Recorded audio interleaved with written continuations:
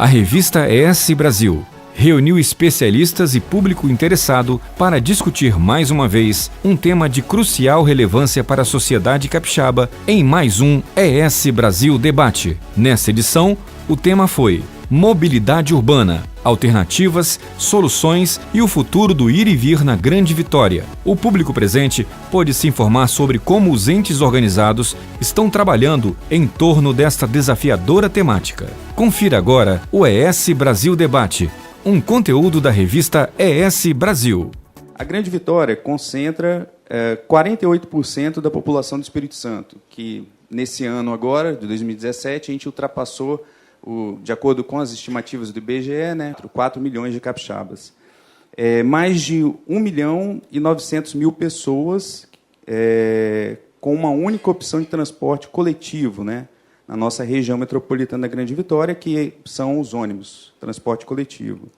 As estimativas são de que, em 2018, haverá 1.800.000 veículos circulando pelas ruas dos 7 municípios que compõem a região metropolitana da Grande Vitória.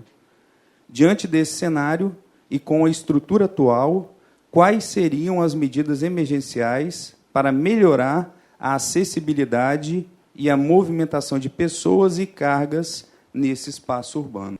Quando pensamos na mobilidade, nós pensamos nos modais, o ônibus, o carro, a bicicleta, o veículo leve sobre trilho.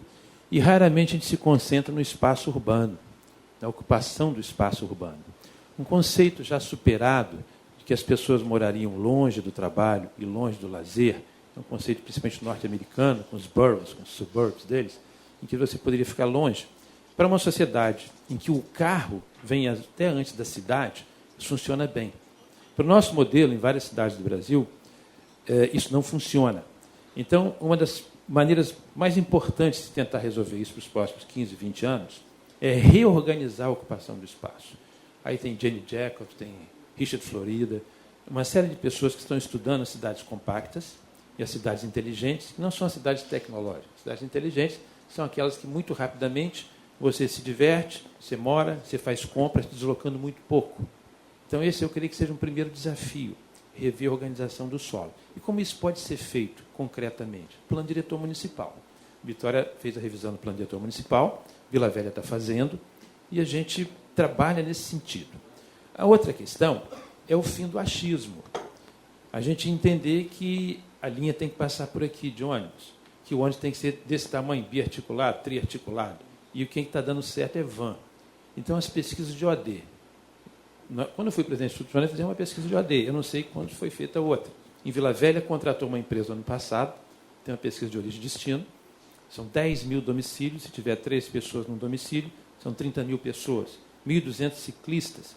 Então, se ele não tiver dado, hoje, não tem mais como achar, não tem mais como errar. Esses números, esses dados que vão permitir que a gente trace esse viário. Então, essa questão também é decorrente de um fator econômico. Por uma questão de resolver problema de crise econômica, se empoderou as pessoas no sentido de ter carro. Se você atravessar a terceira ponte, se tiver 500 carros ali, tem uma pessoa em cada carro. E um transcol lotado esburrando gente pela janela.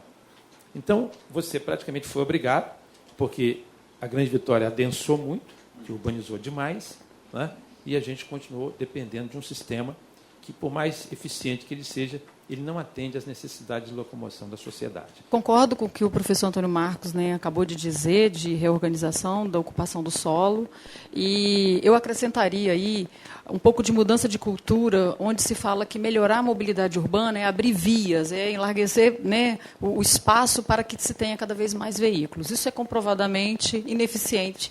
Quanto mais vias tiver, mais veículos vão ter nas ruas, e elas vão continuar congestionadas. Então, eu acho que tem que ter uma mudança de cultura, de sair do transporte individual para o transporte coletivo. E esse transporte coletivo, aí a gente vai bater na mesma tecla, ele precisa ser bom, ele precisa ter qualidade, ele precisa ser eficiente. Entre os especialistas, sobre a necessidade de ampliar a oferta do transporte público e, assim, diminuir a quantidade de veículos nas ruas. Na esfera do transporte, ou dos modais de transporte, qual seria a melhor opção para a região metropolitana da Grande Vitória? sempre se discute, né? Me perguntam muitas vezes assim, qual a melhor opção para Vitória, né? Qual a melhor opção, mas qual o modo melhor? Eu vou aqui reiterar a fala do professor Antônio Marcos, que disse: a gente precisa de dados. Né? E com dados a gente consegue fazer estudos. E com esses estudos é possível chegar a melhores alternativas, né? Analisando-se viabilidade técnica e econômica. Eu acredito que tanto o VLT quanto o BRT eles são adequados para a nossa região por serem sistemas de massa de médio, né, para cidades de médio porte, de média demanda. Eu colocaria da seguinte forma: eu acho que deveria se reativar o aquaviário, integrando com o restante do sistema público, e se discutir, né, estudar o que é melhor, o VLT ou o BRT, colocando sempre os prós e contras de cada um dos dois sistemas. O VLT ele é atraente, né, ele é bonito, ele não polui, ele atrai o usuário do transporte individual com maior facilidade do que o BRT. Eu considero também mais seguro, né, o VLT. Por outro lado, ele é mais caro, né, tanto para a implantação quanto para a manutenção.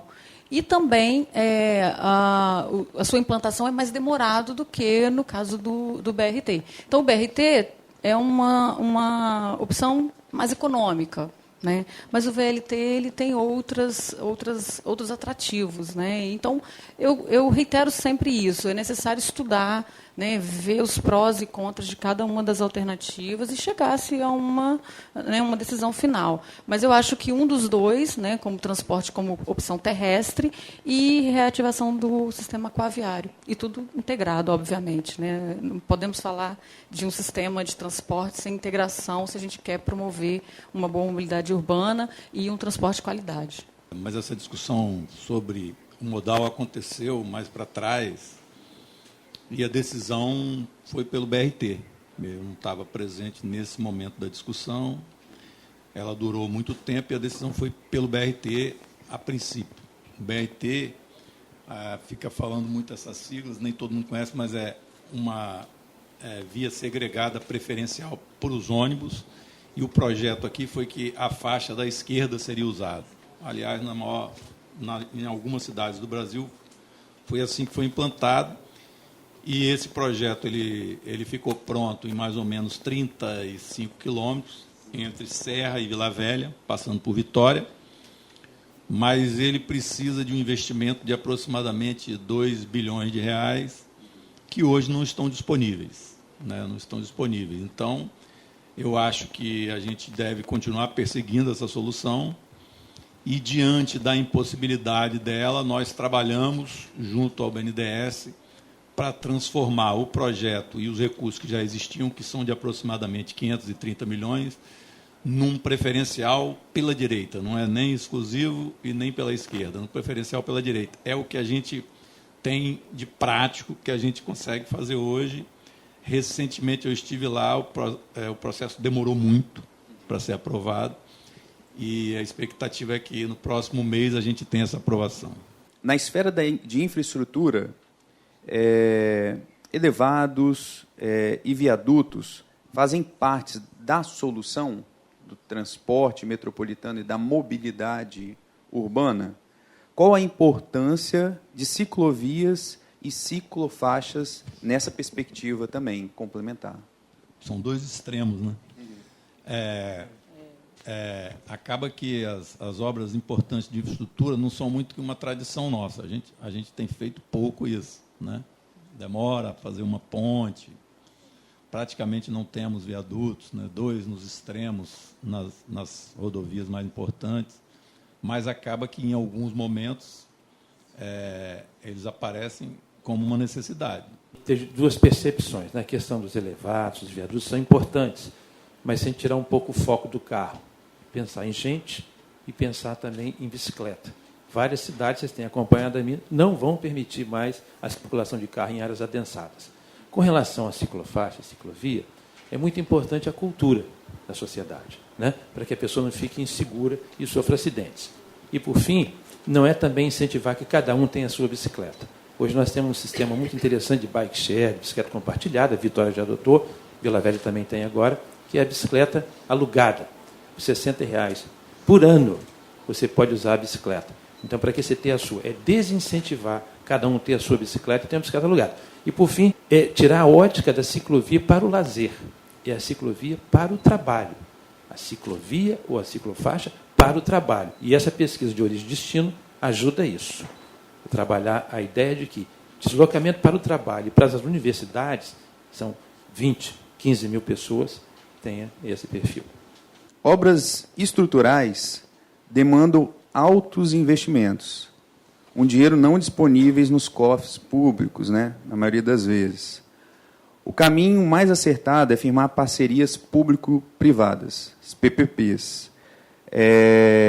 Seria esse o caminho para a gente contornar essas adversidades, principalmente no momento que a gente vive, né, no Brasil, passando por saindo, né, agora, né, vamos olhar na perspectiva otimista, num momento difícil na nossa economia nacional, a gente olhar aí para as PPPs e consórcios como uma solução para esses investimentos em obras estruturais.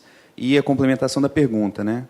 Como evitar situações como a da BR-101, né? A concessionária Eco-101, e toda essa discussão que a gente teve agora esse ano sobre a implementação do objeto lá, né, do contrato da duplicação da rodovia, na qual não se vê as melhorias acordadas acontecerem.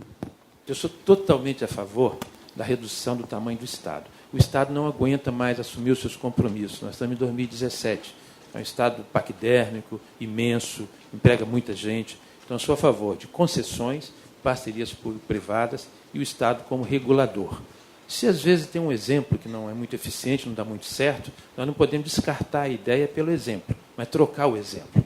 E, no caso da Eco-101, especialmente de alguns acidentes, muitas vezes é a empresa, mas inúmeras vezes é excesso de velocidade, é bebida e dirigir. Então, a gente tem que separar muito as coisas e continuar apostando nas parcerias e nas concessões. Eu acho isso fundamental. Uma coisa que eu vejo também como importante, a regulação, a agência de regulação. O Estado ele tem que se qualificar para regular bem e usar fortemente o seu arcabouço jurídico. Mas não desistir de parceria público-privada e terceirizar, até porque vai gerar mais emprego. Quantas pessoas estão se formando e não conseguem emprego? Vão para o Estado, porque o Estado faz tudo? Deixa, por exemplo, uma startup business. Deixa uma pessoa que está começando a sua carreira, saiu da universidade e assumir uma parceria público-privada, ou conceder a ele o direito de fazer alguma coisa. Com a tecnologia da inovação, tudo é possível com a gente está se graduando. E o que eu penso, por exemplo, do caso da Eco, onde é a falha principal? É que, para você fazer uma parceria dessa, o planejamento e o projeto têm que ser muito bons. Porque, se não forem, a contratação vira um desastre e fica se procurando o culpado, né? Então, eu, pelo que conheço do caso, e fui obrigado a conhecer, da 101, o planejamento e o projeto não foram bons, consequentemente, a empresa topou contratar uma coisa que não era boa e ambos erraram juntos. Estado, governo, no caso federal, e empresa. E é muito difícil de resolver depois que você contrata uma coisa que não é boa. A gente tem expectativa que consigam uma revisão e que o processo avance. Tomara. Como que andam as obras, você comentou da leste-oeste agora há pouco, né? E também as intervenções em outras vias estruturantes aí da região metropolitana, e também um pouco sobre a Leitão da Silva, um comentário sobre a nossa Avenida Leitão da Silva aqui em Vitória. Na Leitão da Silva aconteceu uma coisa interessante, porque o projeto original não contemplava a drenagem, mas eu preciso ficar repetindo isso, porque parece que isso não é verdade. E quando a gente assumiu, a gente resolveu contemplar a drenagem, que era uma demanda da Prefeitura de Vitória. A Prefeitura fez um plano municipal de drenagem urbana que não fora respeitado no projeto original. E a gente resolveu assumir. Tanto que a obra mudou para o dobro do valor. Ela seria de mais ou menos 50 milhões, passou a ser de 93. E aí o prazo original sempre ficou sendo o que ficou divulgado e ficou sendo cobrado. Então, tem horas que a gente prefere não ficar discutindo muito e conviver com aquela realidade. Foi difícil, mas a obra está contratada para no todo. Agora a segunda etapa foi contratada e a expectativa é que em mais um ano ela se conclua com a virtude de quando ela ficar pronta, ela não vai alagar mais. Na região metropolitana, a obra mais importante, na minha opinião, é a Leste-Oeste, que vai abrir não só, né, um caminho novo entre a 262 e Vila Velha Dali Santos, mas, como disse o Marcos, uma área enorme de ocupação urbana, muito boa. Eu acho que todo mundo, quando conhecer, vai se surpreender. Então, as prefeituras de Cariacica e Vila Velha terão ali a possibilidade de fazer uma ocupação legal, porque vai ser uma via muito importante. Tem a José Sete, que a gente está fazendo, que é uma pequena Leitão da Silva em Cariacica, que melhora uma área muito importante para o comércio. O contorno de Aruaba, que é uma via que sai do contorno de Vitória e passa por fora da sede de Cariacica, dando uma saída para o interior, melhorando também a circulação na sede de Cariacica, tirando o trânsito. O Mestre Álvaro, que não é uma obra do Estado, mas que eu estou cuidando da desapropriação dos terrenos, que já avançou bastante, e que o governo federal promete, a partir de novembro, começar, que vai tirar muito trânsito da Serra, vai ser uma mudança muito significativa nesse trecho da 101 que passa pela Serra, e algumas outras de menor porte, o canal de Guarapari, que vai melhorar muito lá o trânsito da região, na entrada de Guarapari. Então, tem um conjunto de mais ou menos 260 milhões de obras em andamento na região metropolitana, todas bem contratadas e com um desfecho assegurado. Nenhuma delas vai parar. Eu acho que ela vai trazer um grande benefício, né, desafogando um pouco a Reta da Penha. E se ela pudesse funcionar em sistema de binário, né, com a Reta da Penha, eu acho que a gente teria um ganho ainda maior, né? A gente poderia organizar melhor o trânsito nessa região, que já está bastante saturado, bastante difícil, né? Nos horários de pico, aquilo ali fica tudo cheio. E esperamos que essa obra fique pronta, né, no novo prazo dado. E antes tarde do que nunca, né? Melhor a gente esperar um pouco mais para ela ficar concluída e bem feita, né, do que ter sido feita apenas parte das obras necessárias para aquela região ali. Uma pequena réplica, ela não está sendo construída no sistema de binário com a Reta da Penha, porque ela foi bolada para que a Reta da Penha recebesse o BRT. E ela se iniciou nesse sentido, mas proximamente pode haver alguma modificação por quem cuida do trânsito, que é a prefeitura, né? Em curto prazo, como você avalia o impacto das tecnologias da informação e comunicação, as TICs, na otimização da mobilidade? Por exemplo, o uso de sistemas de informação para monitorar e gerenciar o tráfego e o uso de aplicativos de smartphones, os apps, né, para fornecer informações precisas sobre o itinerário de ônibus e carregamento das vias. E aí, em longo prazo, temos condições de desenvolver estrutura capaz de receber evoluções como carros híbridos e elétricos ou outras tecnologias mais avançadas relacionadas aos transportes? Eu acho que o impacto é fantástico, né? Vai resolver muita coisa. Já tem muita coisa sendo desenvolvida nesse sentido. Voltando aqui ao que o professor Antônio Marcos colocou sobre o uso da bicicleta, né, como um meio de transporte mesmo, e não só para o lazer, já tem aplicativos onde você busca uma bicicleta para entrega de cargas, né? Você aciona ali e já você consegue encontrar, né, alguém que esteja disponibilizando esse serviço.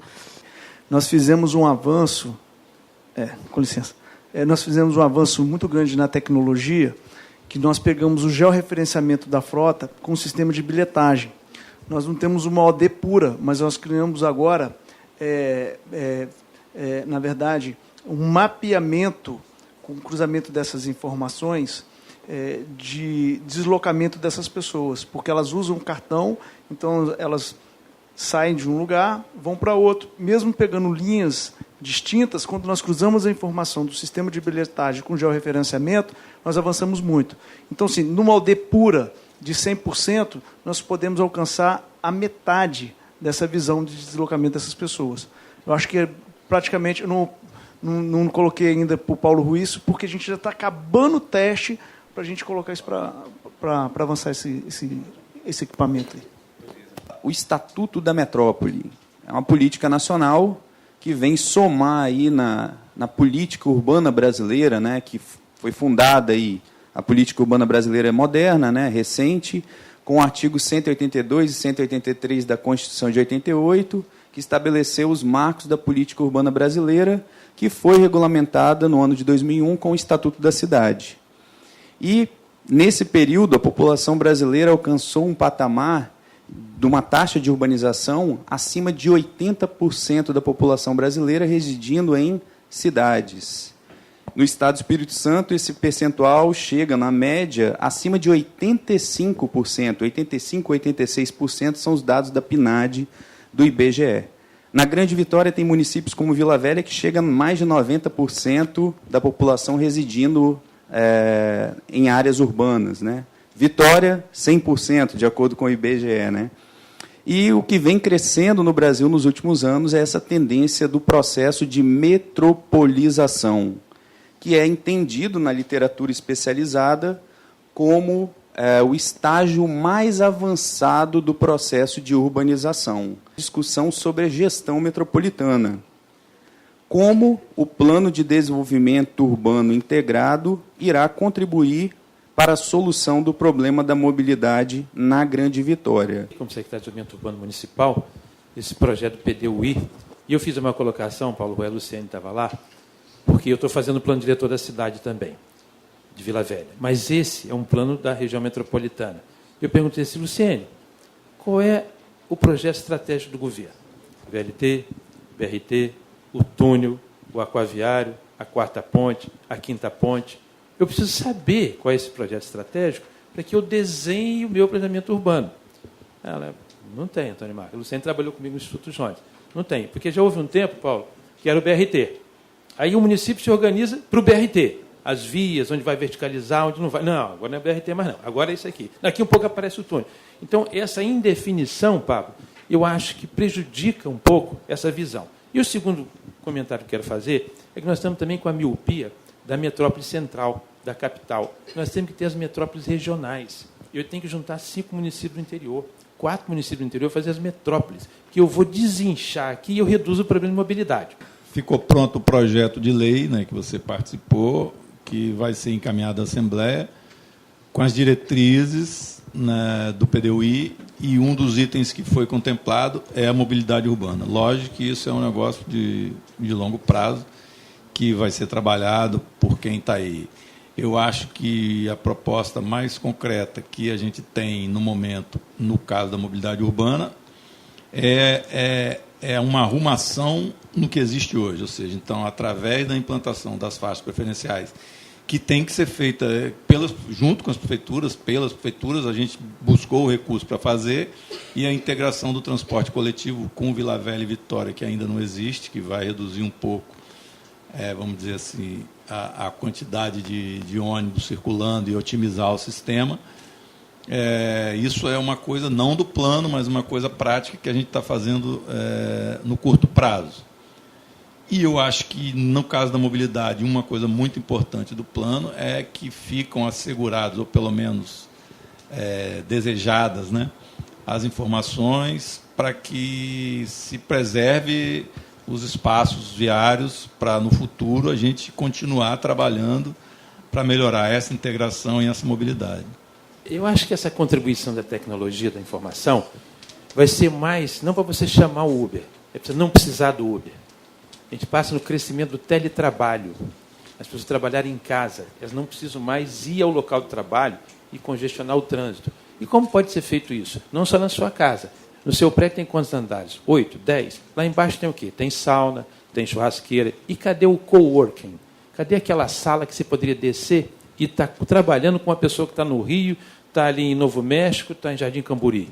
Então, acho que o ICT, né, Information Communication Technology, pode ajudar muito nisso. Você nem chama o Uber, nem procura o coletivo do Transcol. Você trabalha em casa, produz, entrega os resultados. Claro que no modelo de gestão. Se você é aquele operador da máquina que não dá da sua casa você fazer um controle, você está na ArcelorMittal, né, na Cearia, não tem jeito. Mas quantos por cento é operação em várias empresas? E quantos por cento são gestão? Para pensar isso. Em algum momento, antes de existirem, vocês não eram nascidos, a maioria dos que estão aqui, não existiam as duas pontes. Quando eu fiz a UFES, né, a engenharia na UFES, os meus colegas de Vila Velha alugavam ônibus, você era desse tempo? Fiz engenharia lá também. Alugavam ônibus para vir pelas 5 pontes. E aí, devagarzinho, em 88, 89, foi construída a segunda ponte, e um pouco mais para frente ficou pronta a terceira ponte. E o aquaviário tinha um papel muito importante a essa época. Ele transportava mais ou menos mais de 400 mil pessoas dia. E em 2001, eu não consigo responder isso rápido, não. Em 2001, isso caiu para 30 mil pessoas. Ele funcionava, ele tinha alguns portos, e a concentração era Vitória, Prainha de Vila Velha até o terminal Dom Bosco, Porto Santana, tinha um terminal lá, mais para lá na cidade, na Beira-Mar, né? Então era esse trajeto. E as lanchas em Vitória, elas só funcionam e continuarão só funcionando. Essa é uma coisa interessante que as pessoas não percebem, da ponte terceira para dentro do canal. Não vai haver uma circulação grande de Jardim Camburi para Itapuã. Não vai, porque não tem equipamento para isso, não tem, né, teria que ter um porto para isso, vamos dizer assim, exagerando, um terminal. Então, esse foi um negócio que existiu, foi importante do ponto de vista da mobilidade e, vamos dizer assim, sempre foi um pouco bancado, subsidiado pelos ônibus. E um gestor público, muito antes da gente, em 2001, cortou a existência disso com uma medida de não subsidiar mais. Não subsidiar mais. Então, aquilo que tinha sido importante 15 anos atrás, perdeu importância naturalmente.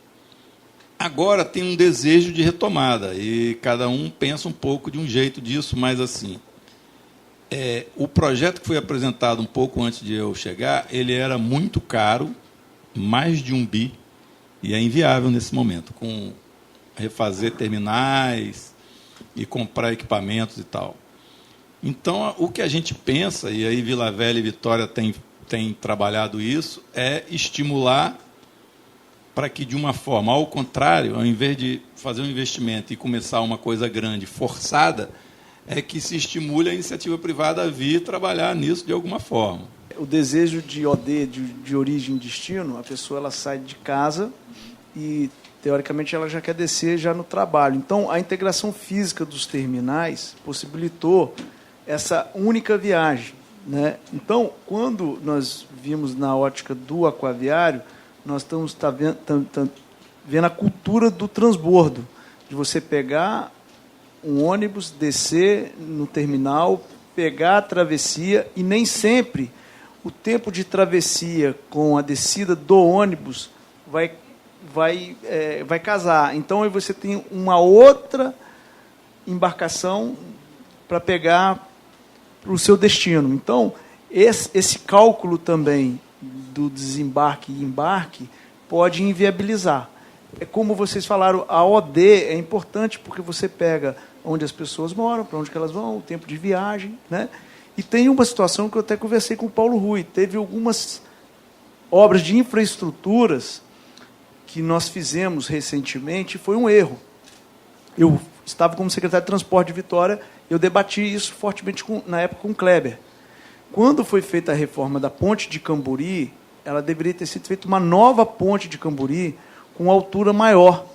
E a ponte Ayrton Senna também, ela tem que ter uma intervenção de mais ou menos 1,5 metros para fazer a travessia dos barcos.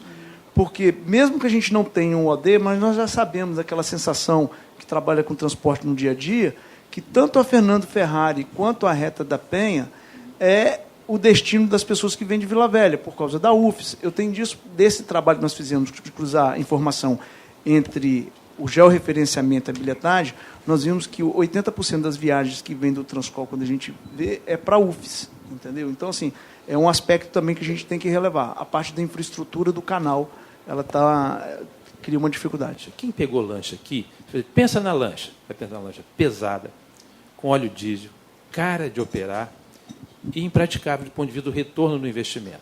Esquece isso.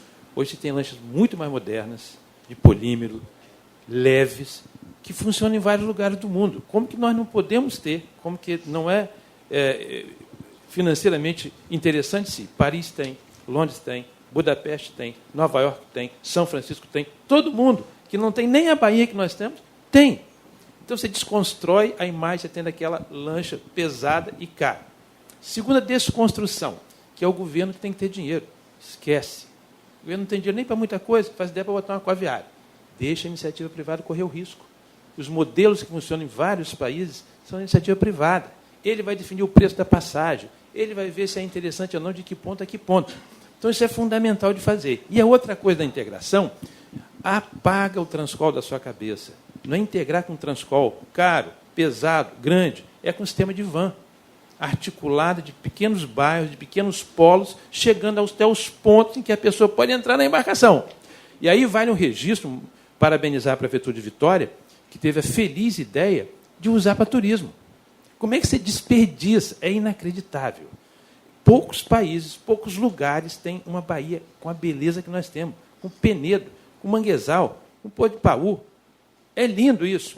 E nem para turismo, mas não interessa. Não tem um camarada que explora a escuna? Sim. E por que não pode explorar, então, uma embarcação que vai fazer um turismo? Você tem a Praça do Papa, que é histórica. O Papa foi ali, rezou missa ali. A Parque da Prainha, que é histórica, tem um convento, eu não posso atravessar. Só se eu pegar a terceira ponte. E outra coisa, cada embarcação dessa leva de 50 a 80 bicicletas. Eu não estou integrando com o Transcol, estou integrando com bicicleta, estou integrando com ciclovia, com ciclofaixa. Inacreditável. Eu acho o sistema Transcol genial. Né? Eu acho que foi uma grande sacada na época que desafogou, né, todas as linhas das cidades, né, que fazem parte da região metropolitana, vinham até Vitória, né, tinha um conflito ali, uma sobreposição gigantesca de linhas. Imagina se não fosse o sistema Transcol, né, como a gente estaria hoje na região metropolitana. Né? A gente estaria já saturado há muito tempo. Então, eu acho o sistema Transcol genial. Eu acho que falta integrar o sistema com as linhas municipais. Né? Aí você elimina mais uma porção de sobreposições, né, que ainda acontecem em função dessa não integração. Quando você integrar, você conseguirá, com a mesma quantidade de veículos, né, atingir áreas mais distantes, aumentar a área de abrangência do sistema como um todo e eliminar as sobreposições que hoje existem, né, contribuindo para um trânsito um pouco melhor. Né. Eu acho o sistema Transcol genial. Ele precisa ser atualizado, a questão dos ônibus elétricos, da questão da poluição, não é? Da questão da capilaridade dos ônibus, entendeu, Paulo? No sentido de refazer o estudo. Nós tínhamos o PDTU no Instituto Jones, Plano Diretor de Transportes Urbanos. Eu não conheço outro estudo do Instituto Jones desse nível e desse porte. E é necessário a gente entender isso. São essas linhas mesmo? São esses pontos de parada? É essa integração que a gente quer fazer? Eu acredito piamente numa reformulação, mas está de parabéns. O sistema está bem gerenciado dentro do que é possível fazer hoje.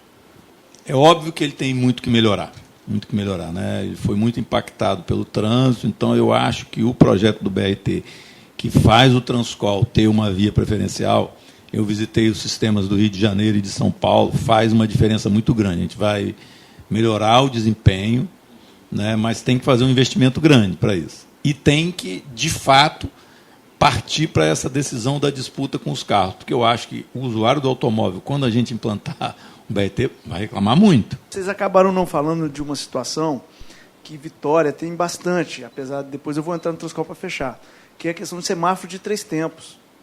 Tem que acabar com o semáforo de 3 tempos em todos os lugares, porque o semáforo de 3 tempos ele tira a continuidade de você fazer a linha verde, né? Então, porque se você tem 3 tempos aqui, 2 tempos aqui, a Rio Branco ela é um exemplo prático. Ela pode ser, não é um material, mas ela pode ser um grande fluxo de veículos e todo o semáforo de 3 tempos da Rio Branco ela acaba atrapalhando. Então, como que se tira o semáforo de 3 tempos? Fazendo um giro de quadra. Quando eu estive à frente da prefeitura, eu tirei fazer um giro de quadra e detesto. Então, assim, vem o síndico do condomínio reclamar porque ele tem que fazer um giro de quadra. Então, nós, como gestor público, temos que colocar essa situação, porque nós estamos trabalhando com a fluidez do trânsito, né? Então, quando o BRS entrar junto com a parte de tecnologia e a faixa preferencial, eu tenho 1 minuto também, né? Já virei membro aqui da mesa.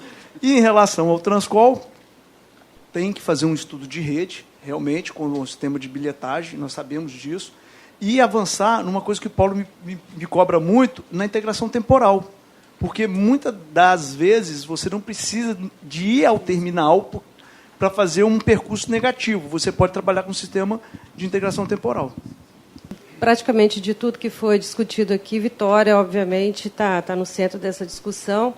E eu acho que a gente tem feito bem um dever de casa, né? Quando se pensa em bicicleta, né, estamos aí já com um trabalho bastante adiantado das bicicletas compartilhadas, inaugurando mais 2 estações, inclusive nesse final de semana. Estamos trabalhando questão de paraciclos, começamos um processo agora de implantação, e não só da rede de estrutura para poder dar apoio para esse modal também. Em relação ao transporte coletivo, temos feito uma discussão com o governo do Estado e, na nossa visão, a integração é indispensável, né? É fundamental, e ela precisa de acontecer. A gente já tem iniciado, estamos planejando iniciar alguns trechos, né? Foram feitos dois pequenininhos, mas vamos fazer alguns trechos já iniciando fazer a via preferencial, até num modelo assim, em locais que ainda não vai dar muita repercussão para o transporte coletivo, mas com efeito pedagógico, para que as pessoas comecem a entender e a respeitar a importância de você ter uma via exclusiva para o transporte coletivo, que vai dar vazão para o trânsito, né? E uma das coisas que eu acho que as pessoas devem reclamar na sua pesquisa, eu imagino, que tem diversas coisas que fazem com que alguém opte pelo transporte coletivo. Mas tem uma que eu penso que é muito importante, que é a questão da rapidez com que você chega ao seu destino.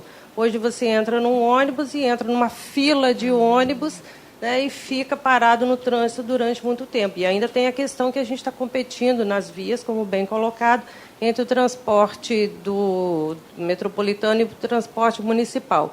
Então, a construção, a liberação de vias, ela é tão importante quanto nesse processo de integração. Por isso, eu acho que a colocação do Paulo de fazer isso em paralelo, ela é fundamental. E a gente já começa a trabalhar também, começamos uma discussão para incentivar as pessoas a utilizarem o cartão, ao invés de ter uma cultura em Vitória das pessoas pagarem passagem sempre com dinheiro. Né? Parece que tem um negócio que cartão é só o trabalhador que recebe na empresa e tal, enquanto que é muito mais seguro, inclusive para ele próprio, até para evitar, talvez, questão até de assalto em ônibus. Mas para funcionar o modelo de integração que a gente imagina que seja por temporal, ao invés de construir terminais, é fundamental que as pessoas também adquiram esse hábito e utilizem o cartão ao invés do dinheiro. Então, a gente já vai começar um trabalho, preparação, tá, Alex e Paula? A gente está aí se preparando para que a gente tenha um sistema integrado o mais breve possível. Te agradece a participação da subsecretária Leila.